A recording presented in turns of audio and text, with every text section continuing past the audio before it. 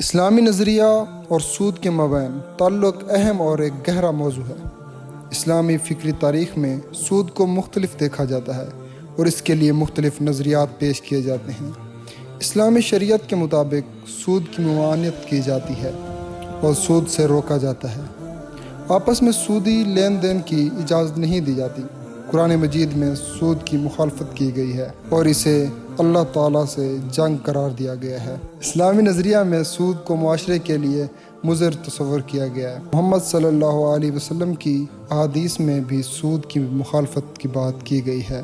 ایک دفعہ حضرت محمد صلی اللہ علیہ وسلم نے فرمایا، 4 شخص ایسے ہیں جن کے لیے اللہ پاک نے لازم کر دیا ہے کہ انہیں جنت میں داخل نہیں کرے گا اور نہ ہی وہ اس نعمتوں سے لطف اندوز ہو سکیں گے۔ نمبر 1 شرابی، نمبر 2 سود خور، نمبر 3 یتیم کا مال کھانے والا، نمبر 4 والدین کا نافرمان۔ سود کے جہاں اخروی نقصانات ہیں وہیں دنیاوی نقصانات بھی ہیں۔ سود سے مال میں برکت ختم ہو جاتی ہے اور آخرکار وہ تنگ دستی کا شکار ہو جاتا ہے۔ معاشرے میں سودی آدمی کی کوئی عزت نہیں ہوتی۔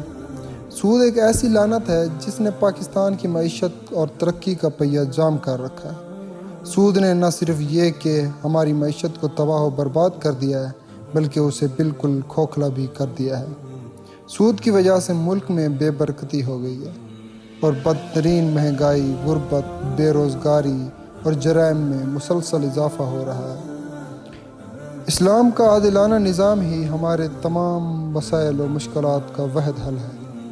دنیا کو سکون و چین، راحت و خوشحالی حاصل کرنا ہے تو وہ مدینے کے اس نظام کو عملی طور پر نافذ کریں جس میں زکوٰۃ دینے والے تو موجود تھے لیکن زکوٰۃ لینے والا کوئی نہیں تھا۔ دنیا کو قدیم اور جدید زمانوں کے نظام سے نہیں بلکہ خالصاً اسلام کے بنائے ہوئے سنہری اصولوں کے مطابق عمل پیرا ہو کر کامیابی حاصل ہو سکتی ہے۔ سود ایک ناسور ہے جس کا مکمل خاتمہ ہی ہمارے مسائل کا واحد حل ہے۔